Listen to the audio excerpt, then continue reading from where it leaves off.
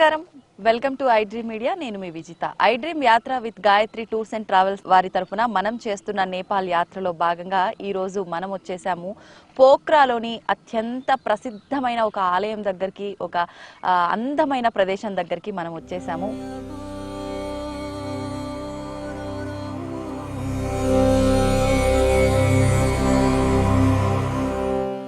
మీరు చూస్తున్నట్టయితే నా వెనకాలంతా కూడా చక్కగా కొండలు, ఒక సరస్సులో వెళ్తున్నట్టుగా, బోట్లో వెళ్తున్నట్టుగా మీకు కనిపిస్తోంది. అవునండి, మీరు అనుకునేది నిజమే. అయితే మనం వెళ్తున్న ఈ ఆలయము ఈ సరస్సు మధ్యలో ఉంటుంది. ఒక గుహలాగా ఉండి ఆ గుహలో ఒక దివి అని చెప్పవచ్చు. ఆ దివిలో అమ్మవారు కొలువై ఉన్నారు. ఆ అమ్మవారు ఎవరో కాదండి, ఇక్కడ నేపాల్ వాస్తవ్యులంతా కూడా ఎంతో పరమ పవిత్రమైన, చాలా మహిమాన్వితమైన అమ్మవారు అని చెప్పి నమ్ముతుంటారు. ఆవిడే వారాహి అమ్మవారు. ఇక్కడ నేపాల్ వాస్తవ్యులు వారాహి అమ్మవారిని తాల్ బారాహి అమ్మవారు అని చెప్పి పిలుచుకుంటూ ఉంటారు. అయితే మీరు చూస్తున్నట్టయితే నేనైతే ఈ బోట్లో వెళ్తున్నాను. ఇక్కడ ఒక 2 రకాల బోట్లు అయితే మనకు అందుబాటులో ఉంటాయి. సుమారు మనం స్టార్టింగ్ పాయింట్ నుంచి అమ్మవారి ఆలయం దగ్గరికి వెళ్ళడానికి మనకు బోట్లో ఒక 30 నిమిషాల సమయం పడుతుందండి. ఇది కంప్లీట్గా ఈ ఆలయం సరస్సు మధ్యలోనే ఉంది కాబట్టి దీనికి ఇంకొక మార్గం ఏమీ లేదు. ఖచ్చితంగా ఎవరైనా సరే ఇలా బోట్లో వెళ్లాల్సిందే. ఈ బోట్లు కూడా మనకి మోటార్ కానివ్వండి, బ్యాటరీస్ అట్లాంటిది ఏమీ లేకుండా బై హ్యాండ్ వాళ్ళే అలా తెడ్డుతో తీసుకెళ్తూ ఉన్నారనమాట. ఒక బోట్లో మినిమం అంటే 4 to 5 మెంబర్స్ ఇలాంటి బోట్లో అయితే కూర్చోవచ్చు. ఇంకా ఎక్కువ మంది ఉన్నప్పుడు పెద్ద బోట్స్ కూడా ఉంటాయి. మనం ఇంకా ఆలస్యం చేయకుండా వెళ్ళి వారాహి అమ్మవారిని దర్శించుకుందాం. మీరు కూడా నాతో పాటు రండి. వస్తూ వస్తూ ఈ ప్రకృతి రమణీయమైన అందాలని ఆస్వాదిస్తూ వచ్చేయండి. పదండి.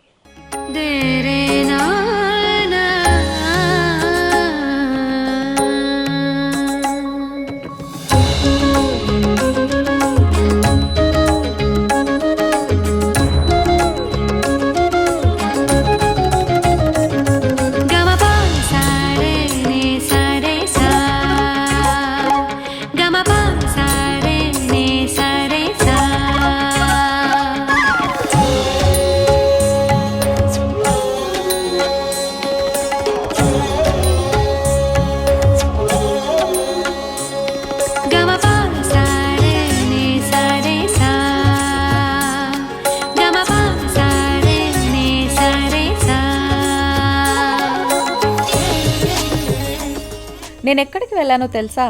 నేపాల్లోని పోఖ్రా అనే ప్రదేశానికి. పోఖ్రా అనేది నేపాల్లోని గండకీ జోన్లో ఉంది. ఇది కాఠ్మండూకి దక్షిణ పశ్చిమంగా సుమారు 200 కిలోమీటర్ల దూరంలో ఉంటుంది. పోఖ్రా చేరేందుకు 2 ప్రధాన మార్గాలు ఉన్నాయి. విమానంలో కాఠ్మండూ నుంచి పోఖ్రా వరకు డొమెస్టిక్ ఫ్లైట్లు అందుబాటులో ఉంటాయి. విమానంలో సుమారు 20 నుంచి 30 నిమిషాల ప్రయాణం చేయాల్సి ఉంటుంది. రోడ్డు మార్గం ద్వారా గనక ఎవరైనా వెళ్ళాలి అనుకుంటే కాఠ్మండూ నుంచి బస్సులు, ప్రైవేట్ ట్యాక్సీలు, టూరిస్ట్ కోచ్లు లభిస్తాయి. ప్రయాణం సుమారు రోడ్డు మార్గం ద్వారా 6 నుంచి 8 గంటలు పడుతుంది. కానీ పర్వత మార్గాల నుండి ప్రయాణం అద్భుతంగా ఉంటుంది. ఫేవా సరస్సు తల్ బారాహి ఆలయం ఎలా చేరుకోవాలో ఇప్పుడు చూద్దాం.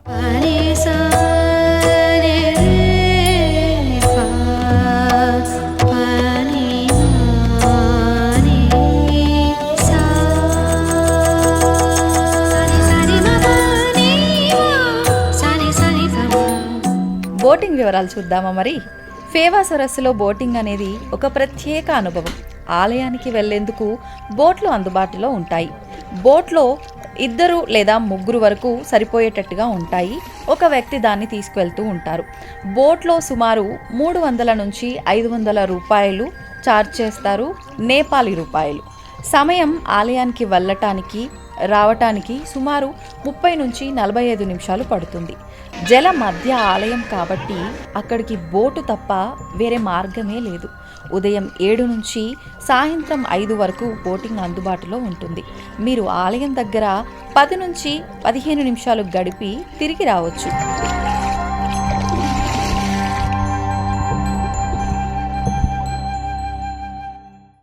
మొత్తానికైతే అమ్మవారి ఆలయం దగ్గర దాకా వచ్చేసామండి. నాకైతే నిజంగా చాలా ఆనందంగా అనిపిస్తోంది. ఇదంతా చూస్తుంటే అసలు ఎంత కళ్ళకు ఇంపుగా కనిపిస్తోందంటే నిజంగా అంత కళ్ళకు ఇంపుగా కనిపిస్తోంది.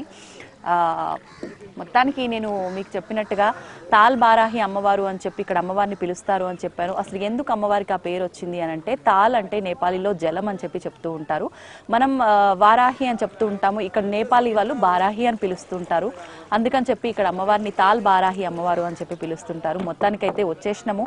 ఈ సరస్సు ఫీవా లేక్ గురించి చెప్పాలంటే ఇది మంచినీటి సరస్సు. నేపాల్ రాజ్యం అంతటికీ కూడా ఇదే పెద్ద సరస్సు అని చెప్పి చెప్తూ ఉంటారు.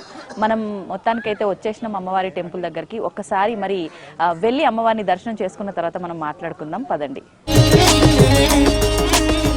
మనం చేస్తున్న నేపాల్ యాత్రలో భాగంగా ప్రస్తుతం పోఖ్రాలోని అతి మహిమాన్వితమైన శక్తివంతమైన అమ్మవారి ఆలయం దగ్గరికి వచ్చేసామండి. అమ్మవారు సరస్సు మధ్యలో కొలువై ఉంటారు. స్వయంగా వెలిసిన అమ్మవారి దగ్గరికి రావాలి అంటే ఒకటే మార్గం అండి, పడవ ద్వారానే మనం రావాల్సి ఉంటుంది. మొత్తానికి అయితే నేను అమ్మవారి దగ్గరికి వచ్చేసాను. ఇక్కడ అమ్మవారిని దర్శించుకుందాం, పదండి.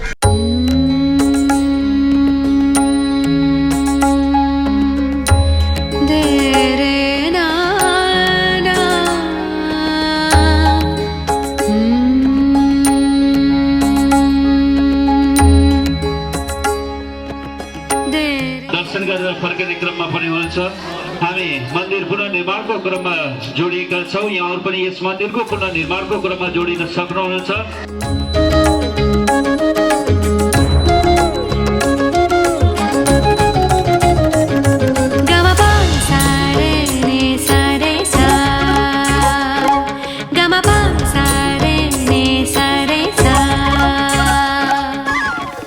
పోఖ్రా అనేది ఒక అతి సుందరమైన అందమైన ప్రదేశం. అక్కడ పర్వతాలు, సరస్సులు, ప్రకృతి అందాలు అన్నీ కలిసి కనిపిస్తాయి. ఇక్కడ ఉన్న అమ్మవారు బారాహీదేవి. ఆమె విష్ణుమూర్తి యొక్క శక్తి స్వరూపం. పురాణం ప్రకారం ఒకప్పుడు రాక్షసులు ప్రజలను ఇబ్బంది పెట్టినప్పుడు విష్ణుమూర్తి వరాహ అవతారంలో వచ్చి రక్షించారు. ఆ సందర్భంలో దేవి బారాహి కూడా ప్రత్యక్షమై ఆ శక్తికి తోడ్పడ్డారట. అందుకే ఇక్కడ ఆ తల్లిని పూజిస్తారు. ఈ ఆలయం చాలా పురాతనమైంది. 14వ శతాబ్దంలో మల్లరాజులు నిర్మించారని చెబుతారు. ఇక్కడ ప్రతి శుక్రవారం మరియు శనివారం పెద్ద సంఖ్యలో భక్తులు వస్తూ ఉంటారు. పూజారులు, మంత్ర ఉచ్చరణలు, గంటల శబ్దం, ఆ సమయంలో అక్కడి వాతావరణం చాలా భక్తిమయంగా ఉంటుంది. ఇక ఫేవా సరస్సు గురించి చెప్పాలి. ఇది పోఖ్రా నగరానికి హృదయమే అని అంటారు. సరస్సు చుట్టూ కొండలు, పచ్చని చెట్లు, పర్వతాల ప్రతిబింబాలు నీటిలో కనిపించటం వర్ణించలేని అందం.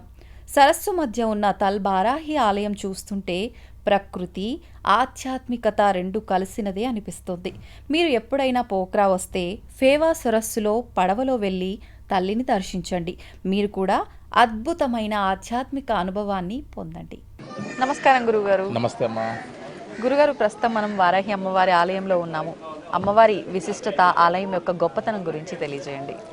ఎస్ అమ్మా, ముందుగా మనం నేపాల్లోని పోఖ్రాలో ఉన్నటువంటి లోకల్ సైట్ సీయింగ్స్లో ముఖ్యంగా చాలా విశేషమైనటువంటిది, అదేవిధంగా చాలా మహిమాన్వితమైనటువంటి శక్తిపీఠంగా భావించేటువంటి వారాహి అమ్మవారి యొక్క దర్శనం వచ్చాం మనం. వారాహి అనగానే ఇవాళ రేపట్లో అందరికీ అమ్మవారి యొక్క విశేషం చాలా బాగా తెలుసు. దశమహావిద్యల్లో అమ్మవారికి చాలా ప్రత్యేకమైనటువంటి ఒక స్థానం ఉన్నటువంటి విషయం అందరికీ ఎరిగినటువంటి విషయం అది. ఆ దశమహావిద్యంలోనే చాలా శక్తివంతంగా భావించేటువంటి యొక్క అమ్మవారి ఆరాధన వారాహి అమ్మవారి యొక్క ఆరాధన అని చెప్తూ ఉంటారు. ఈ మధ్యలో చాలామంది అమ్మవారి యొక్క సాధన, అమ్మవారి యొక్క హోమాలు అని మనం కూడా చూస్తున్నాం మనం. ఇక్కడ విశేషంగా మనం పోఖ్రాలో ఉన్నటువంటి ఒక వారాహి అమ్మవారి యొక్క విశేషత మనం గమనిస్తే, అమ్మవారి యొక్క దేవాలయం నదిలో ఉన్నటువంటి యొక్క పరిసర ప్రాంతం, నది మధ్యలో ఉన్నటువంటి యొక్క దేవాలయం అమ్మవారు. ఈవిడని జల్మాత, దుర్గాదేవిగా, జలమాతగా, అదేవిధంగా వారాహి అమ్మవారుగా కొలుస్తూ వస్తుంటారు. ఈ నేపాల్లో స్వయంభూ అమ్మవారు శక్తివంతమైనటువంటి ఒక శక్తిపీఠంగా భావిస్తారు నేపాల్ రాజ్యంలో.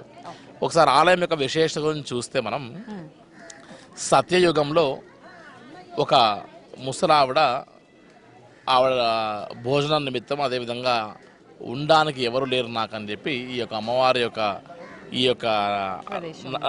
అమ్మవారి దేవాలయం ఎక్కడైతే ఇప్పుడు నిర్మించబడిందో ఈ ప్రదేశంలో వచ్చి ఒక దంపతులు ఉంటే వారు అడిగిందట అమ్మవారు, అయితే మా దగ్గర ఉండడానికి తిండి ఈ యొక్క చాప తప్ప ఇంకేం లేవు మా దగ్గర ఉండడానికి, ఆ, మేమే ఇబ్బందులు పడుతున్నామని చెప్పి అనేసరికి వెంటనే ఆ ముసలి ఆవిడ అక్కడే ఆకలితో ఉందట ఇదే ప్రదేశంలో ఉండేసరికి వెంటనే అదే రోజు రాత్రి రాజుగారి యొక్క స్వప్నంలో కనపడి నేను ఇక్కడ వచ్చి ఉన్నాను, నన్ను ఆరాధించి నన్ను స్మరించి ఆరాధించి నా యొక్క పూజా కైంకర్యాల నిమిత్తమై అన్ని ఏర్పాట్లు చేయమని అమ్మవారు కోరుకుందట రాజుగారిని. అమ్మవారి యొక్క ఆదేశం ప్రకారం వెంటనే మహారాజు గారు ఉదయమే అమ్మవారి యొక్క ఎక్కడైతే ఆ యొక్క స్వప్నంలో కనబడిన ప్రదేశం ఉందో ఈ ప్రదేశానికి వచ్చి కావాల్సిన వ్యవహారాలను కూడా చూసి అమ్మవారి యొక్క స్థాపన వ్యవహారం చేసి చివరికి అమ్మవారి యొక్క పూజా కైంకర్యాలని పరంపరంగా కొనసాగిస్తూ వస్తున్నారట. ఈ యొక్క వ్యవహారం అంతా కూడా నడుస్తూ ఉండగా ఈ యొక్క ఆలయం అంతా కూడా నిర్మాణం అయిన తర్వాత మొన్న ఈ మధ్య కాలంలో వచ్చినటువంటి ఈ భూకంపాల వల్ల అమ్మవారు దక్షిణం వైపు కొద్దిగా ఒరిగి ఉన్నటువంటి కారణంగా ఈ యొక్క ఆలయం పక్కనే పునర్నిర్మాణం కూడా చేస్తున్నారు దేవాలయంకి సంబంధించి. ఇక్కడ అమ్మవారికి సంబంధించినటువంటి వ్యవహారం ఏంటంటే ఉదయం 6 నుంచి మొదలు పెడితే సాయంకాలం 6 వరకు మాత్రమే దర్శనం ఇచ్చేటువంటి ఒక ప్రదేశం ఇది. ఇదంతా కూడా ఫీవా లేక్ మధ్యలో ఉంటుంది, ఐలాండ్ లాగా. మనం బోర్డు ద్వారా రావాల్సి వస్తుంది. చాలా సేఫెస్ట్ ప్లేస్, చాలా ప్రశాంతంగా ఉంటుంది. వారాహి అమ్మవారిని మన ప్రాంతాల్లో అయితే రాత్రి సమయంలో ఆరాధించాలి అంటుంటారు కదా. ఇదంతా కూడా పోలీస్ అండ్ మిలిటరీ వారి యొక్క ఆధీనంలో ఉంటుంది. ఇదంతా కూడా పోలీస్ అండ్ మిలిటరీ వారి ఆధీనంలో ఉన్నటువంటి యొక్క ఏరియా అయితే ఉందో ఈ ఏరియాని సాయంకాలం 6 తర్వాత అలౌ చేయరు. కాబట్టి ఇక్కడ రాత్రి పూజలు విశేషమైన వ్యవహారాలు అయితే ఏం జరగవు. కాబట్టి ఏదున్నా ఉదయం 6 నుండి సాయంకాలం 6 వరకు వ్యవహారం అవుతుంది. ఎవరికైనా సరే విశేషంగా అమ్మవారి యొక్క ఆరాధన చేయించుకోవాలన్నా, అమ్మవారి యొక్క హోమం లాంటివి ఏమైనా చేయించుకోవాలన్నా, అటువంటి వ్యవహారాలు ఏదన్నా ఉంటే ఖచ్చితంగా మనం ఆ ఆలయం యొక్క ప్రధాన అర్చకులు గారిని మనం ముందుగానే సంప్రదిస్తే వారు సహకరించి మనకు కావాల్సిన విశేష కైంకర్యాలన్నీ కూడా చేయించడానికి సహకరిస్తారని కూడా ఇందాక మనం పూజారి గారితో మనం మాట్లాడాము. ఇక్కడ మాత్రం విశేషంగా పంచబలులు అనేటువంటివి కూడా జరుగుతూ ఉంటాయి. అయితే ఈ పంచబలులు అనేటువంటివి ఆలయం బయట చేయించినటువంటి ఒక ప్రక్రియ చేస్తారు. ఏదైనా మనోకామనలు అనేవి నెరవేరిన తర్వాత, మనసులో కోరికటువంటి సకల కోరికలను నివృత్తి అయిన తర్వాత ఇక్కడ వచ్చి ఖచ్చితంగా బలి ఇవ్వడం అనేటువంటిది వారాహి అమ్మవారికి ప్రతీకగా భావిస్తారు ఇక్కడ ప్రజలందరూ కూడా. మనసులో కోరుకున్నది నెరవేరితే ఇక్కడ ఆలయం ఇక్కడ ఆచార ప్రకారం ఖచ్చితంగా వారాహి అమ్మవారికి బలిని ప్రదానం చేస్తారు. సో ఇది ఈ యొక్క నేపాల్ రాజ్యంలో ఉన్నటువంటి ప్రతి శక్తిపీఠం దగ్గర, ఈవెన్ మన దగ్గర కూడా కాస్త మెయిన్ టెంపుల్స్ దగ్గర కొన్ని వామాచార పద్ధతుల్లో వెళ్ళేటువంటి అమ్మవారి యొక్క ఆరాధన దగ్గర ఖచ్చితంగా అలా చేస్తారు. చాలా విశేషమైనటువంటిది.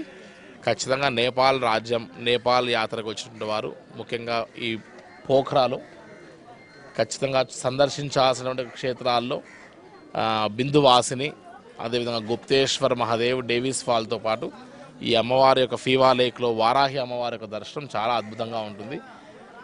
అమ్మవారిని ఏది కోరుకుంటే అది నెరవేర్చేటువంటి యొక్క అమ్మవారిగా అటు మనోకామనాదేవి కానీ, రోప్వేలో మనం వెళ్ళినటువంటి అమ్మవారు, ఇక్కడ వారాహి దేవి కానీ చాలా శక్తివంతమైన దేవాలయం. సో అందరూ కూడా దర్శించి తరించవలసిందిగా మనవి.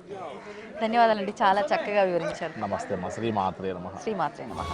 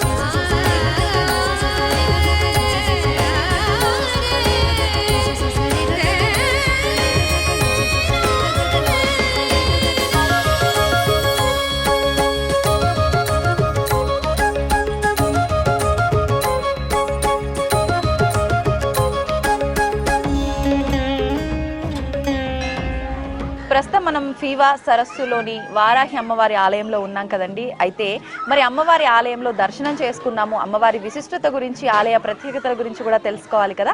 అందుకని చెప్పి ఆలయ ప్రధాన అర్చకుల వారితో మాట్లాడి ఈ విశేషాలన్నీ అడిగి తెలుసుకునే ప్రయత్నం చేద్దాం రండి. प्रणाम महाराज जी. प्रणाम महाराज जी, आपका नाम बता दीजिए. मेरा नाम कमल प्रसाद पहाड़ी है. कमल प्रसाद पहाड़िए. ओके ठीक है। महाराज जी वाराही मंदिर का महत्व बता दीजिए। ये जो मंदिर है ये देवी माता का मंदिर है, वाराही देवी का। ये आपका 1668 में यहाँ उत्पत्ति हुई है, स्वयंभू है ये। हाँ स्वयंभू। जी हाँ। तो पहले ऐसा था, जो एक युग था सत्ययुग। सत्ययुग में क्या कहते थे कि जो शाम को आया हुआ मेहमान, सत्ययुग का। हाँ, शाम को आया हुआ मेहमान भगवान के बराबर होता है बोलते थे। हाँ उस टाइम पे एक कहानी है, ये जो हमने सुना वही हम आपको बता रहे हैं। संध्याकालीन समय में वो बैठने की जगह ढूंढते हुए गई। ये जो पूरा लेक था ये पूरा गांव था पहले। ये मेरे पास खाने के लिए बुस्की रोटी और सोने के लिए चटाई है बस। तो बाद में उन्होंने देवी ने, माता ने कहा तुम ये जगह छोड़ के चली जाओ। ये जैसे माता बह के उधर से आई थी तो ये जो वहाँ उनको भेज दिया। एक ऊपर एक थुमको बोल के जगह है, वहाँ बैठ गई वो जाके। तो ये जो जगह था, रात को पूरा गांव पूरा पानी का बेग आके बह गया पूरा। हम लोग को सबको लाल मोरिया बोल के हम लोग बैठे हैं। और यहाँ विशेष पूजा, हमारा जो पूजा होता है, विशेष पूजा वो होता है नवरात्रि में। नवरात्रि जी हाँ। लेके आने वाले जैसे पंचबली रहा है तो वो बाहर काटते हैं वो लोग, अंदर नहीं, अलाउड नहीं है। भेड़ा बोले वो करते हैं और अलाउड नहीं है इधर। बस बकरे का, मुर्गे का और मतलब हंस का, मुर्गा और बकरे का, बस 3 जिसका। ठीक है, ప్రణామ మహారాజ్। థ్యాంక్ యూ, ధన్యవాదాలు। మొత్తానికైతే పడవ ప్రయాణం సాగిస్తూ అమ్మవారి దగ్గరికైతే చేరుకున్నామండి। అయితే ఇక్కడ అమ్మవారు స్వయంభుగా వెలిశారు. మనం వచ్చింది కూడా ఒక సరస్సులో, అంటే సరస్సు మధ్యలో అమ్మవారు స్వయంభుగా వెలిశారు కాబట్టి మనం సరస్సు గుండానే ప్రయాణం చేయాల్సి ఉంటుంది. ఇక్కడ అమ్మవారికి పంచబలుల సాంప్రదాయం కూడా ఉంది. ఎవరైనా వాళ్ళ మనసులో ఉన్న కోరికలు కోరుకొని మొక్కుకున్న తర్వాత ఆ కోరిక నెరవేరిన తర్వాత ఇక్కడ అమ్మవారికి మనం మొక్కుకున్న మొక్కు ఏదైతే బలి అనేది ఉందో అది చెల్లించుకోవాల్సి ఉంటుంది. దాంతోపాటు ఇప్పుడు మీరు చూస్తున్నట్టయితే ఈ వృక్షము దేవతా వృక్షం అన్నమాట. దేవతా వృక్షంకి చుట్టూ కూడా ఒక ప్రాంగణంలా మనకు ఇక్కడ ఇచ్చారు. మనం మనసులో ఏదైనా కోరిక కోరుకొని ఒక వస్త్రాన్ని గనక ఇక్కడ మనం కట్టినట్లయితే కోరిక నెరవేరుతుంది అని చెప్పి ఇక్కడ భక్తుల నమ్మకం కూడా. అయితే అమ్మవారి దర్శనం అయితే చాలా చక్కగా జరిగింది. అమ్మవారు భూకంపం, నేపాల్లో భూకంపం వచ్చిన సమయంలో అమ్మవారి విగ్రహం కొంచెం అలా సైడ్కి తిరిగినట్టుగా, బెండ్ అయినట్టుగా అవ్వటం మూలాన అమ్మవారి ఆలయాన్ని పక్కనే కట్టడం జరుగుతోంది. అక్కడ అమ్మవారి ఆలయ నిర్మాణం పూర్తయిన తర్వాత అమ్మవారిని అక్కడ ప్రతిష్ఠించడం జరుగుతుంది అని చెప్పి ఇక్కడ పురోహితులు, ప్రధాన అర్చకులు చెప్పడం జరిగింది. మన ప్రాంతాల్లో సౌత్ ఇండియన్స్ ఎక్కువగా వారాహి అమ్మవారిని రాత్రి సమయంలో ఆరాధిస్తూ ఉంటారు. కానీ ఇక్కడ అలాంటి అంటే కండిషన్స్, అలాంటి పరిస్థితులు ఏమీ లేవు అనమాట. మామూలుగా ఇక్కడ ఆలయ సమయం వచ్చేసి మార్నింగ్ 6 నుంచి ఈవినింగ్ 6 వరకు మాత్రమే. 6 తర్వాత ఇక్కడ అలో చెయ్యరు. ఆలయం కూడా మూసివేయబడుతుంది. ఎందుకు అనంటే ప్రత్యేకించి మనకి ఇది సరస్సులో రావాల్సి ఉంటుంది, రిస్క్తో కూడుకున్నది కాబట్టి. మన సౌత్ ఇండియన్లో లాగా అమ్మవారిని వామాచారంలోనే పూజించాలి, లేకపోతే తాంత్రికంగా పూజించాలి, అలా నైట్ సమయంలోనే పూజించాలి, రాత్రి 9 తర్వాత 12 తర్వాత ఇలాంటి సాంప్రదాయాలన్నీ ఏవి కూడా మనకైతే ఇక్కడ కనిపించటం లేదు. ఇదండి ఇక్కడ విశిష్టత. మీలో ఎవరైనా నేపాల్ యాత్రకు వచ్చినట్టయితే ఖచ్చితంగా ఇక్కడ సందర్శించాల్సిన ప్రదేశాలలో ముఖ్యంగా చెప్పుకోదగ్గ ప్రదేశం, పరమ పవిత్రమైన క్షేత్రం, ఎంతో శక్తివంతమైన మహిమాన్వితమైన క్షేత్రంగా చెప్పుకునేది వారాహి అమ్మవారి ఆలయం, తల్ బారాహి టెంపుల్. ఇదండి ఈ ఆలయ విశిష్టత. మీరు ఖచ్చితంగా మిస్ అవ్వకుండా ఆలయ సందర్శన చేయండి, అమ్మవారి అనుగ్రహాన్ని పొందండి. మీ మనసులో ఉన్న కోరికలన్నీ కూడా నెరవేరుతాయి. నమస్కారం.